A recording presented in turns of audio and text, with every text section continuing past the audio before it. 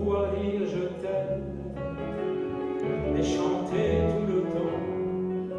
Pour la troisième fois, le groupe Pour le plaisir donne un concert au Temple de Winstein ce samedi 4 novembre. Au programme, le quintet propose une vingtaine de chansons, un répertoire éclectique. Nous avons des chansons qui vont, je dirais, ce soir, des années 40 à nos jours, quoi. Et surtout, au détour de notre chemin, de nos pérégrinations musicales, nous rencontrerons Florent Pagny, c'était le cas, Julien Clerc, Jacques Brel, Jean-Jacques Goldman, Cora Vauquer, Juliette Gréco et beaucoup d'autres encore. On écrit sur les murs le nom de ceux qu'on aime, des messages pour les jours à venir. On écrit sur les murs à l'encre de nos veines, on dessine tout ce que l'on voudrait dire. On écrit sur les murs la force de nos rêves, notre art en forme de graffiti. On écrit sur les murs pour que l'amour se lève un beau jour sur un monde endormi. Jean-Claude, René, Roger, Gérard et Claude se sont rencontrés sur les bancs de l'école. Ils étaient enseignants. On existe depuis 11 années. À fur et à mesure que les différents membres du groupe sont partis à la retraite, on s'est retrouvés pour faire de la musique ensemble. Le groupe Pour le plaisir se produira prochainement à Moterne avec une programmation de Noël.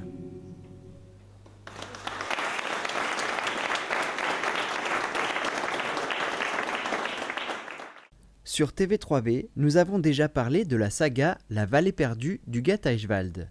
Mais ceux qui en parlent le mieux, c'est encore ses lecteurs, ses premiers lecteurs. Le tome 5 est sorti, il s'appelle La Descendante. Ça commence dans une atmosphère à la Zola. Et donc c'est un nouveau chapitre de cette saga familiale qui est un peu divisée en deux parties. La première qui se concentre autour du personnage de Denise. Qui va être prise, qui deviendra directrice d'un orphelinat. Et la deuxième partie plutôt autour de sa fille Corinne. Bien sûr, il y a plein de péripéties. Elle fait des rencontres plus ou moins heureuses, plutôt malheureuses. Et quelque part, elle insiste parce qu'elle veut vraiment trouver cette origine, donc son père, sa mère. Tout le malheur que rencontre la personne, ça prend son sens. C'est ça, c'est le fondement même de ce livre. Et c'est là que cela va prendre tout son sens. Il y a de très très bonnes descriptions. La saga débute il y a plusieurs siècles, à l'époque des Celtes. L'histoire se suit et on arrive là à une période plus contemporaine.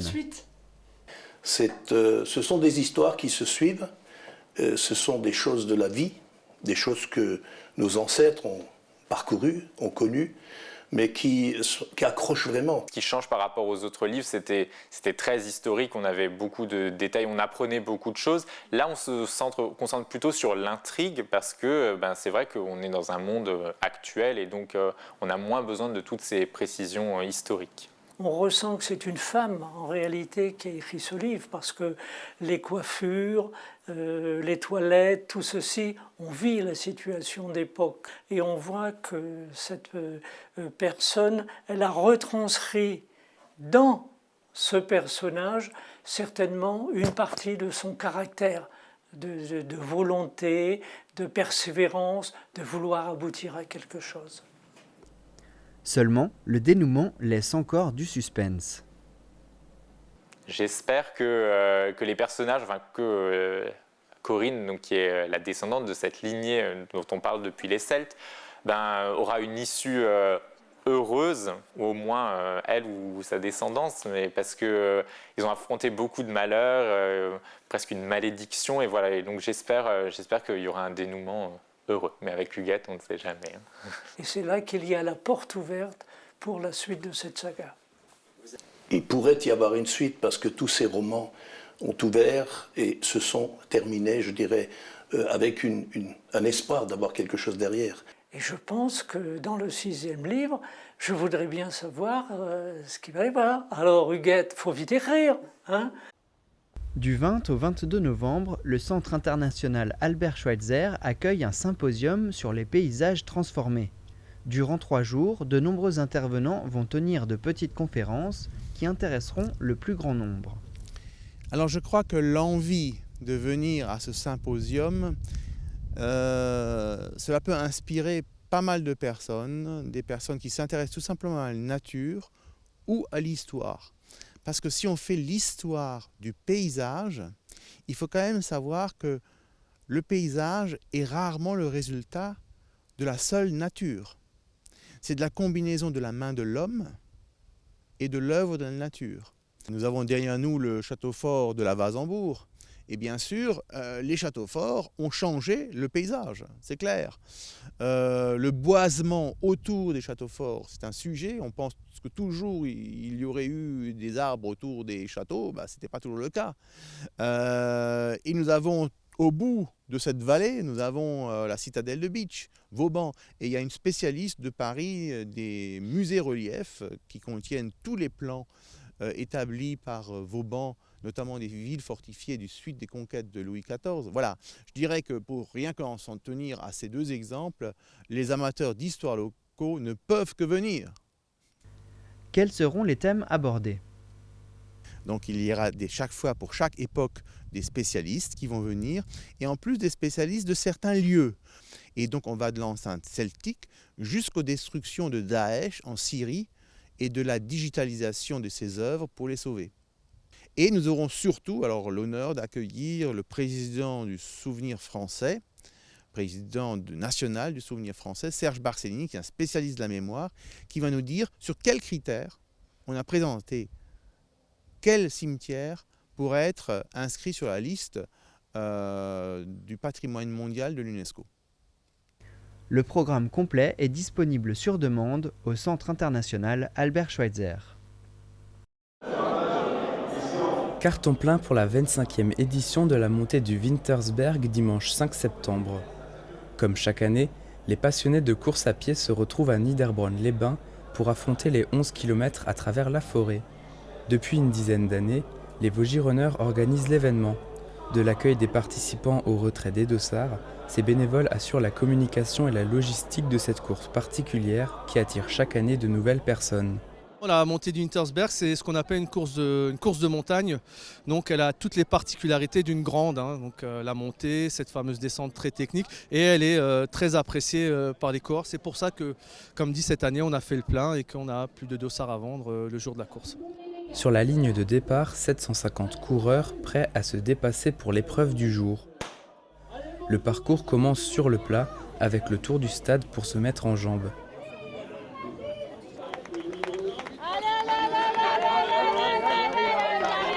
Le tracé s'engage ensuite dans la route forestière montant au Wintersberg. Après quelques kilomètres de course, 400 mètres de pente attendent les coureurs avec un dénivelé de 25%, de quoi en décourager plus d'un.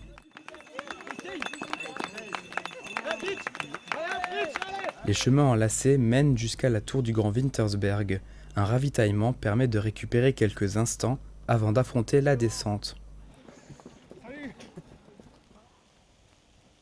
400 mètres, super, allez, on s'accroche.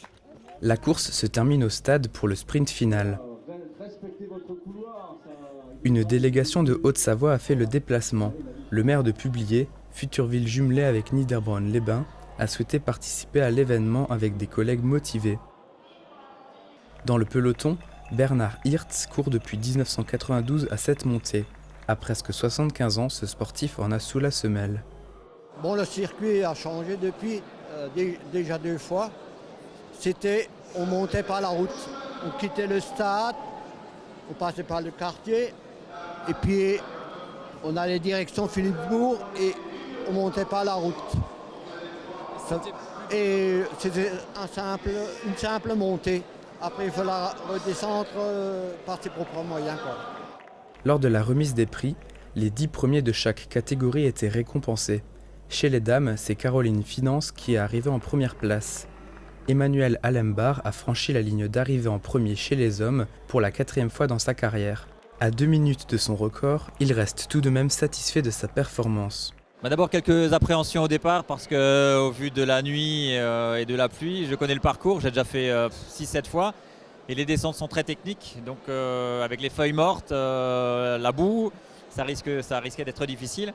Donc j'ai été content d'être assez rapidement seul pour pouvoir me détacher et du coup gérer ma descente. Donc les portions de descente technique, je les ai faites à mon rythme sans prendre de risques pour pouvoir envisager une fin de saison plutôt sereine. À noter dans vos agendas, le week-end du 7 et 8 avril 2018, les Vosgironeurs vous retrouvent pour les courses nature de Niederbronn-les-Bains. Ils espèrent 2500 coureurs, les inscriptions sont ouvertes. Lutte anti-gaspi au groupe scolaire Hanshaug de Niederbronn-les-Bains. Suite à l'inauguration d'un pôle de tri des déchets dans l'école, Louis, 10 ans, sollicite le corps enseignant pour une action citoyenne, la création d'une boîte de collecte des goûters non consommés par les élèves. Une idée originale qui sensibilise les enfants au gaspillage alimentaire. J'ai eu cette idée en voyant des personnes de l'école, des copains, jeter leur goûter à la poubelle. Je me suis dit d'abord les restaurants du cœur, ils collectent bien tout ce qui est repas. La place de gaspiller tout ça, je pourrais les offrir. Quand il est arrivé dans ma classe, je l'ai écouté. Quand il a prononcé l'idée, je me suis dit que c'est vrai que ça pourrait être intéressant de l'aider dans ce projet pour les Restos du Cœur. Il était intéressant de réfléchir aussi à la façon d'utiliser les goûters que les enfants ne veulent pas. Et cette initiative de Louis m'a tout de suite interpellée et en même temps ça va servir à d'autres enfants qui n'ont rien. Donc on peut mettre par exemple des chocolats de Pâques, des trucs comme ça dans cette boîte, des petits beurres, mais des goûters emballés.